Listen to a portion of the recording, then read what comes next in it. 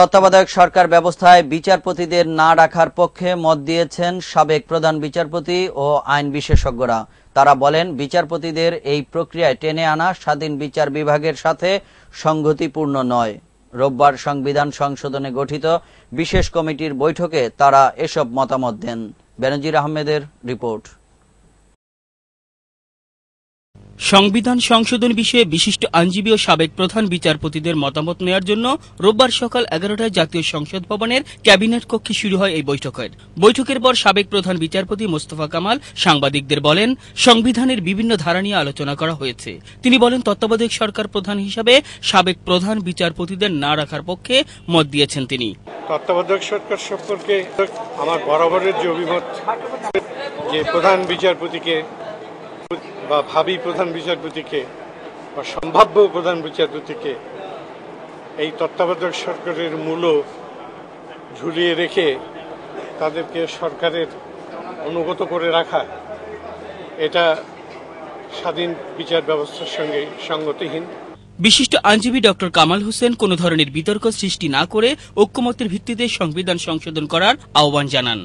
সমাজে বিতর্ক যত কম সৃষ্টি হোক, সেটা আমাদের কাম্য।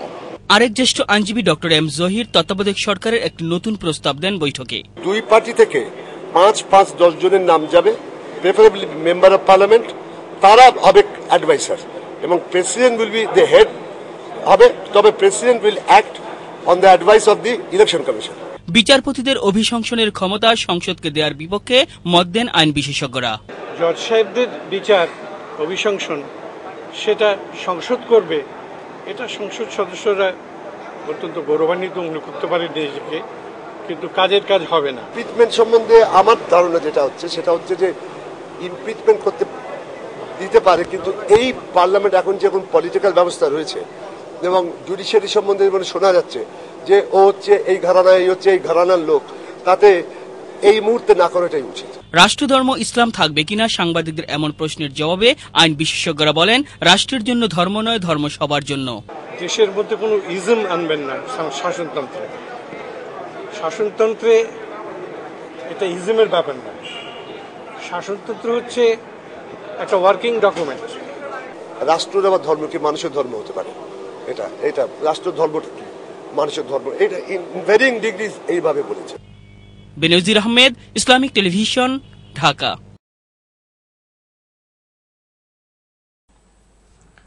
সারা দেশের ৩,৮১৩টি ইউনিয়ন পরিষদ নির্বাচনের তফসিল ঘোষণা করেছে নির্বাচন কমিশন। আগামী ৩১ থেকে ৫ জুলাই পর্যন্ত সময় নির্ধারণ করে দিয়ে সুবিধা অনুযায়ী তারিখের মধ্যে স্থানীয় রিটার্নিং অফিসারকে এই নির্বাচন করার ক্ষমতা দেয়া হয়েছে। মঙ্গলবার প্রধান নির্বাচন কমিশনার ডক্টর এটিএম শামসুল হুদা এ তফসিল ঘোষণা করেন। জাহিদুল ইসলামের রিপোর্ট। নির্বাচন কমিশন কার্যালয়ে আইনশৃঙ্খলা রক্ষাকারী বাহিনীর শীর্ষ কর্মকর্তাদের সাথে বৈঠক শেষে সর্বশেষ এবং দ্বিতীয় পর্যায়ে সারা দেশে ৩,৮১৩টি ইউনিয়ন পরিষদ নির্বাচনের তফসিল ঘোষণা করেন প্রধান নির্বাচন কমিশনার ডক্টর এটিএম শামসুল হুদা। এ সময় প্রধান নির্বাচন কমিশনার জানান, স্থানীয় প্রশাসনকে গাইডলাইন দিয়ে আগামী ৩১ মে থেকে ৫ জুনের মধ্যে নির্বাচনের নির্দেশ দিয়েছে কমিশন। এই গাইডলাইনের মধ্যে থেকে কোন উপজেলাভুক্ত ইউনিয়ন পরিষদে কখন এই তারিখ প্রযোজ্য হবে সেটা নির্ধারণ করবেন সংশ্লিষ্ট জেলা প্রশাসক, পুলিশ সুপার এবং জেলা নির্বাচন কর্মকর্তা। এমনভাবে শিডিউলটা করতে হবে যে প্রচারণার সময়টা সবার জন্য যেন একই রকম হয়। এ সময় রিটার্নিং অফিসারের কাছে মনোনয়নপত্র দাখিল, বাছাই, প্রার্থিতা প্রত্যাহার থেকে শুরু করে ভোট গ্রহণের সময় নির্ধারণ করে দেন সিইসি। ঘোষিত তফসিল অনুযায়ী ইউনিয়ন পরিষদ নির্বাচন ২০১১ এর রংপুর, রাজশাহী, খুলনা, বরিশাল, ঢাকা, সিলেট ও চট্টগ্রাম বিভাগের ইউনিয়নসমূহের সম্ভাব্য নির্বাচনের সময়সূচি।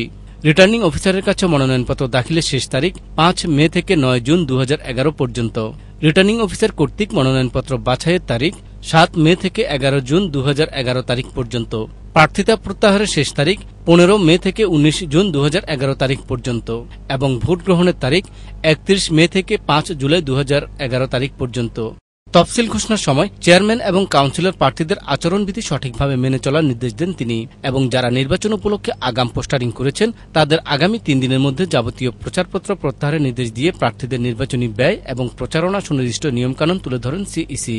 প্রতিটি চেয়ারম্যান প্রার্থীকে তফসিলি ব্যাংকে একটা ব্যাংক অ্যাকাউন্ট খুলতে হবে এবং এই অ্যাকাউন্ট থেকেই নির্বাচন সংক্রান্ত ব্যয়ের হিসাব কিতাব রাখতে হবে। মিছিল এইগুলি করা যাবে না, যখন তখন মাইক বাজানো যাবে না। স্থানীয় এই নির্বাচনে কোনো প্রকার রাজনৈতিক হস্তক্ষেপ বরদাস্ত করা হবে না বলে হুঁশিয়ারি দেন প্রধান নির্বাচন কমিশনার। আমরা এখন থেকে ভোট কেন্দ্র আমরা একদম কর্ডন অফ করে ফেলব এবং ওই নির্ধারিত ব্যক্তি ছাড়া কোনো প্রভাবশালী ব্যক্তি যে আমি অমুক আমি তমুক কাজে কাজে কার্ডের ধারধারি না, এই সমস্ত ব্যাপার চলবে না। নির্বাচনের সময় সীমান্তবর্তী এলাকায় কোনো অতিরিক্ত নিরাপত্তা ব্যবস্থা থাকছে না বলে জানান তিনি। এছাড়া স্থানীয় এই নির্বাচনে ইলেকট্রনিক ভোটিং পদ্ধতি ব্যবহার করা হচ্ছে না বলেও জানান সিইসি। জাহিদুল ইসলাম, ইসলামিক টেলিভিশন, ঢাকা। সুপ্রিয় দর্শক, আপনারা দেখছেন সংবাদ 7 দিন। এ পর্যায়ে নিচ্ছি ছোট্ট একটি বিজ্ঞাপন বিরতি।